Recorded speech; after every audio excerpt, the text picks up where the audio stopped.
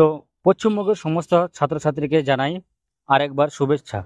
আশা করি তোমরা সকলে ভালো আছো এবং নিয়মিত ক্লাসগুলি ফলো করছো। তো তোমরা যারা ক্লাসগুলি ফলো করছো তোমাদের জন্য নিয়েছি আজকে আমি ব্রেন নিয়ে কিছু এমসিকিউ কোশ্চেন। প্রথমে একটু বলে দিই যে ব্রেন কি বা ব্রেনের একটু সংজ্ঞাটা আমি আপনাদেরকে বলে দিই। যেরকম ব্রেন বা মস্তিষ্ক হলো একটি জটিল অঙ্গ যা মানবদেহের সমস্ত কার্যকলাপ নিয়ন্ত্রণ করে। সব কিছু নিয়ন্ত্রণ করে কি ব্রেন।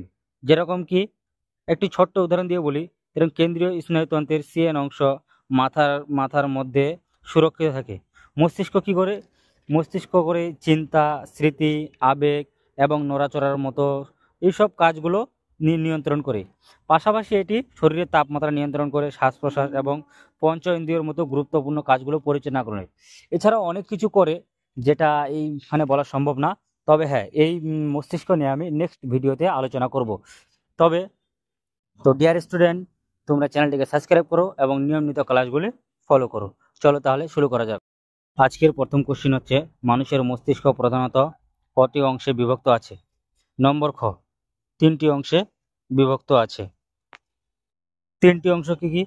যেরকম প্রথম হচ্ছে গুরু মস্তিষ্ক, মধ্য মস্তিষ্ক ও 3 নম্বর হচ্ছে লঘু মস্তিষ্ক।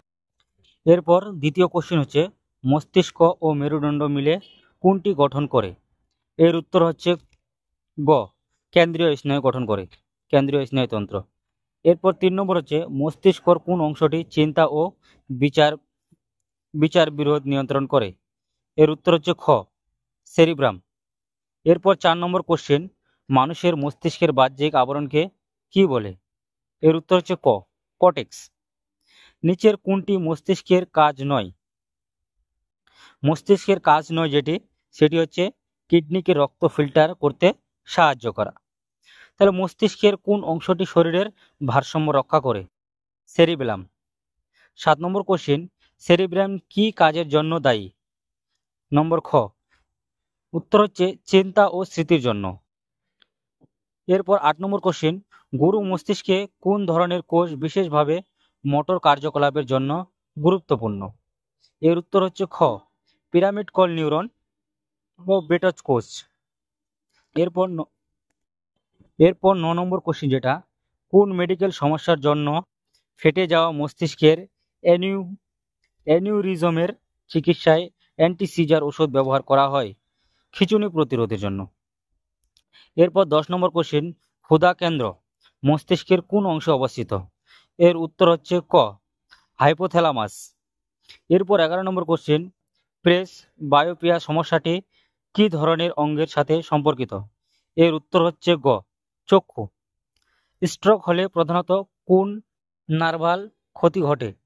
এর উত্তর হচ্ছে ঘ, সবগুলো। যেরকম সেন্সরি নিউরন, মোটর নিউরন ও ইন্টার নিউরন, আরও অনেক কিছু আছে যেটা ঘটে আর কি স্ট্রোক হলে। এরপর 13 নম্বর কোশ্চেন, ব্রেনের কোন অংশ শ্বাস প্রশ্বাস, হৃদস্পন্দন ও রিফ্লেক্স ক্রিয়া নিয়ন্ত্রণ করে? এর উত্তর হচ্ছে গ, মেন্ডুলা অবলঙ্গটা। এরপর 14 নম্বর কোশ্চেন, মস্তিষ্কের ভাস্কুলার সমস্যা প্রধান কোন রোগের কারণ? এর উত্তর হচ্ছে খ, স্ট্রোক। 15 নম্বর কোশ্চেন কি, ফেটে যাওয়া ব্রেন অ্যানিউরিজমে খিঁচুনি প্রতিরোধ কোন ওষুধ ব্যবহার করা হয়? এর উত্তর হচ্ছে গ, ফেনিটোইন। এরপর 16 নম্বর কোশ্চেন, ব্রেন ভাস্কুলার সমস্যা প্রধান কোন রোগের কারণ? এর উত্তর হচ্ছে খ, স্ট্রোক রোগের কারণ।